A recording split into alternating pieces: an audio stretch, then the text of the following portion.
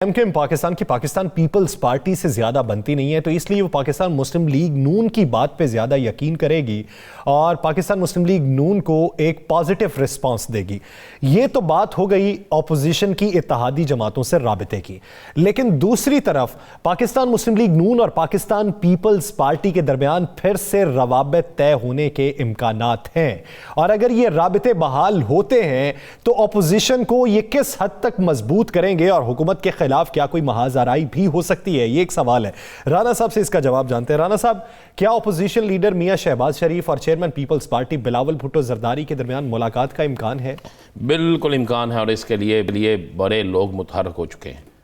दोनों ही तरफ से कुछ लोग मुतहरक हो चुके हैं और वो कोशिश कर रहे हैं कि किसी तरीके से मौलाना फजल रहमान को बीच में से कट करके बिलावल भुट्टो और शहबाज शरीफ की मुलाकात कराई जाए। और सिर्फ मौलाना फजल रहमान को कट नहीं किया जाएगा, उसमें से मरियम को भी कट किया जाएगा और इन दोनों को कट करके वहाँ पे शहबाज शरीफ और बिलावल भुट्टो जरदारी की मुलाकात करवाई जाए और इन दोनों को आपस में बिठाकर आइंदा आने वाले दिनों में पार्लियामेंट के अंदर क्या हो सकता है, किस तरह की हिकमत अमली हो सकती है और वही हिकमत अमली पार्लियामेंट के बाहर किस तरह हो सकती है, इस पर इनको करें। यानी इसका तासुर तो फिर यही दिया जाएगा कि पार्लियामेंट के अंदर की सियासत के हवाले से मुलाकात? जी, तासुर यही दिया जाएगा, लेकिन मेरे पास इतला ये है कि बिलावल भी और शहबाज शरीफ भी दोनों ये चाहते हैं कि मौलाना फजल रहमान की सियासत को मदम कर दिया जाए, उनको माइनस कर दिया जाए।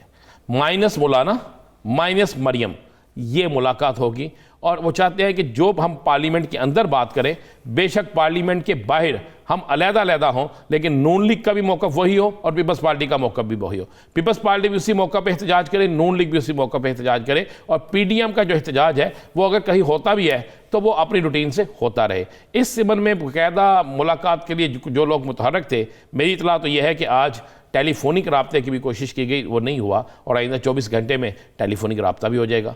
उस राब्तों की तफसील तो बाद में बाहर आएगी, लेकिन ये काम हो चुका है सर। और इस ज़िमन में जो लोग मिल रहे हैं ना, जो दोनों तरफ से काम कर रहे हैं, वो बड़े मुतहर्रक लोग हैं और वो हर सूरत में चाहते हैं वो कि किसी न किसी तरीके से इस मामले को तय किया जाए। मैं आपको ये बिल्कुल क्लियर कर दूँ, पीपल्स पार्टी किसी सूरत में अब मौलाना फजल रहमान को नहीं चाह रही और मुस्लिम लीग नून भी किसी सूरत में मौलाना फजल रहमान को नहीं चाहती। वो कहते हैं मौलाना साहब एक मजबूरी है तो उस मजबूरी को मजबूरी तक ही रखें, उसको अपने गले का हार ना बना लें। उसको ऐसा ना हो कि आने वाले वक्तों में पता चले कि बड़ी पार्टियां हम हैं लेकिन हिस्सा सारा जो है वो मौलाना ले गया। ये मैं आपको, और ख़ासकर ये जो तासर है ना या सर, ये पीपल्स पार्टी नून लीग क्यों कर रहे हैं, ये KPK के इलेक्शन की बात कर रहे हैं, उनके ज़हन में ये है कि जो मौलाना को मिले। जी, वो कहते हैं कि KPK के अंदर मौलाना को जो मिला है वो मौलाना को किसी और तरफ से मिला है, तो अब मौलाना बार बार हम सबको इस्तेमाल करके मजीद कुछ ले जाएंगे और हम दोनों घर जो है वो हाथ बिल्कुल देखते रह जाएंगे कि हमारे साथ हुआ क्या है। अब इस पर राब्ते हो रहे हैं, चूँकि बिलावल भी लाहौर में मौजूद हैं, शहबाज शरीफ साहब भी हैं, दोनों के दरमियान राब्तों की कोशिश हो रही है। हो सकता है आइंदा 48 घंटों में एक मुलाकात भी हो जाए, टेलीफोनिक राब्ता भी हो जाए। उसके बाद जो फाइनल मुलाकात होगी, मैं आपको भी बता देता हूँ, वो यानी इस्लामाबाद में होगी और इस्लामाबाद में इन दोनों का एक मुश्तरका दोस्त है जिसका तल्लक जो है वो सियासत से तो नहीं है, लेकिन वो एक लैंड लॉर्ड है, उसका तल्लक सियासत से नहीं, लेकिन पाकिस्तान की तमाम सियासी जमातें जो हैं उसको बड़ा मोतबर समझती हैं और उसको मुख्तलिफ़ चीज़ों के लिए इस्तेमाल करती हैं।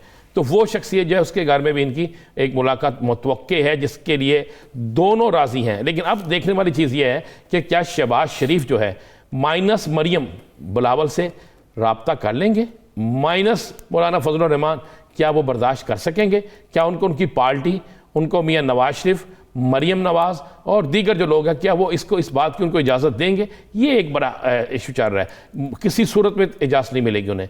अब उनके जो करीबी लोग हैं, मैं आपको ये भी बता देता हूँ, उनके जो करीबी लोग हैं जिन्होंने बाकायदा बीबी की शहादत पे अफसोस का भी इजहार किया था और पैगाम भेजे थे, वो करीबी लोग जो हैं वो मुतहरक हो चुके हैं। वो शहबाज शरीफ से कह रहे हैं कि मियाँ साहब अब आपको स्टैंड लेना पड़ेगा, लेकिन मियाँ साहब जो हैं वो बेचारे अदब से या किसी और मसले से वो बड़े भाई के अहकामात के बगैर चलना नहीं चाहते। ना चलें या ना चलें, इन दोनों सूरतों में एक मुलाकात ज़रूरी है, टेलीफोनिक राब्ता ज़रूरी है। उसके बाद आने वाले दिनों में क्या होता है वो साफ नज़र आना शुरू हो जाएगा। लेकिन यार सिर्फ एक चीज़ फाइनल है, आने वाले दिनों में पाकिस्तान की सियासत में जो मुतहिदा पोजीशन है उससे मौलाना फजल रहमान माइनस हो जाएंगे।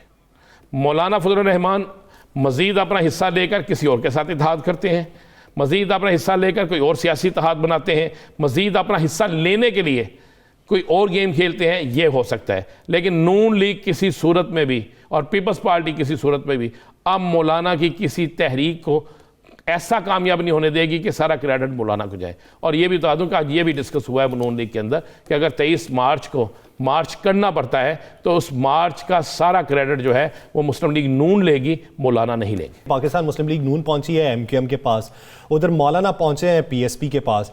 अब ये जो नई मुलाकातें हो रही हैं हुकूमती इत्तेहादियों से भी और अपोजिशन की अपोजिशन रहनुमाओं से भी, ये किस हद तक अपोजिशन को बेनिफिट देगी? कोई अपोजिशन को बेनिफिट नहीं मिलेगा। अब जितनी मुलाकातें हो रही हैं, PSP का कोई MP है? नहीं है, PSP लेकिन का MNA है? अवाम की सियासत में अगर आप साथ में ला लेते हैं PSP को कराची की, सर मैं बिल्कुल अब उसी तरफ आ रहा हूँ। उसका कोई MNA है, उसका कोई MPA है, आप कराची की सियासत उन्हें साथ में लाएंगे तो किसके खिलाफ जाएंगे? पाकिस्तान पीपल्स पार्टी के। ठीक है, अपोजिशन कौन है? पाकिस्तान पीपल्स पार्टी, मौलाना फजलुर रहमान। इसी तरह नून लीग जाती है वहाँ पे फारूक सत्तार के पास, या MQM के पास जाती है, MQM पाकिस्तान के पास जाती है, वो तो उनके साथ नहीं चलेंगे। अगर वो फारूक सत्तार के पास जाती है तो फारूक सत्तार ऑलरेडी शहबाज शरीफ से मुलाकात कर चुके हैं।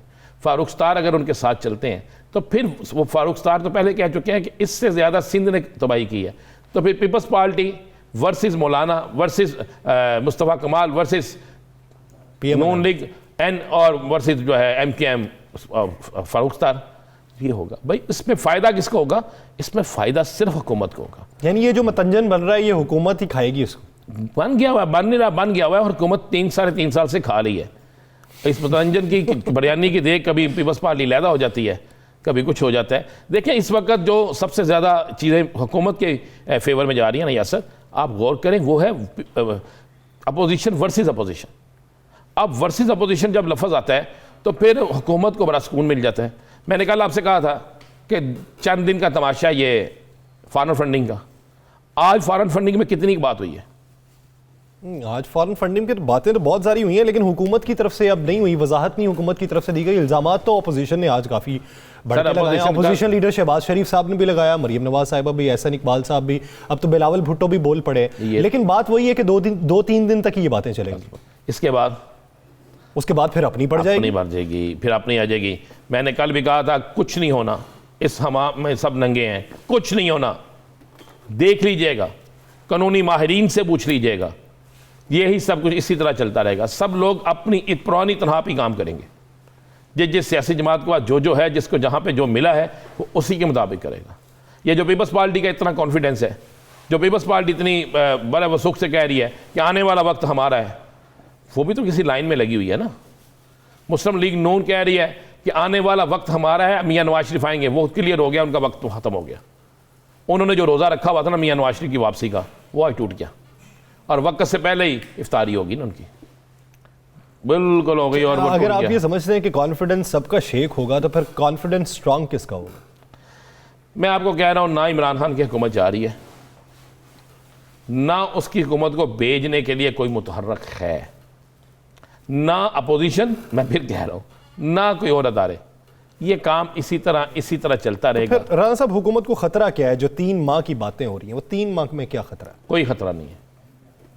देखें, खतरा सिर्फ अपने वज़रा को मुतहर्रिक करने की बात। देखें, अब हुकूमत ने फैसला कर लिया है कि वो तेज़ खेलेगी, अब T10 खेलेगी। पहले टेस्ट मैच था, फिर वनडे, फिर T20, अब T10। अब T10 खेलने के लिए वो कोशिश करेंगे, जितने कोशिश करेंगे। मुझे एक बात बताएं, 5 जनवरी, आज 5 जनवरी है ना जी, कहा गया था कि पीपल्स पार्टी बहुत बड़ा लाहौर में इवेंट करेगी। कितना बड़ा इवेंट हुआ है? 5 जनवरी ऐलान हुआ था ना, कितना बड़ा इवेंट हो गया है। लाखों का, करोड़ों का, 50,000 का, 10,000 का, 5,000 का मजमा इकट्ठा हो गया। जिन लोगों की शमूलियत हुई वो कितने बड़े नाम हैं।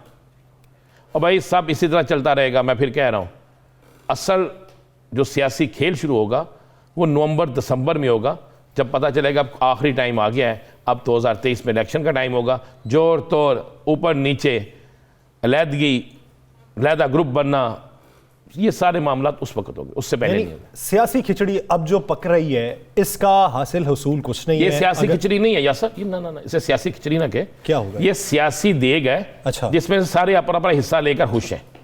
यानी आप ये समझते हैं कि नवंबर दिसंबर में फिर इससे निकलेगा कुछ नहीं, देख तो खाली हो जाएगी, देख खाली हो जाएगी, फिर सारे जो है अपनी अपनी देख पकाने के लिए अपने फिर नया अलाव इकट्ठा किया जाएगा, देख पकाने की तैयारी की जाएगी, फिर देखिए कि उस देख में क्या निकलता है।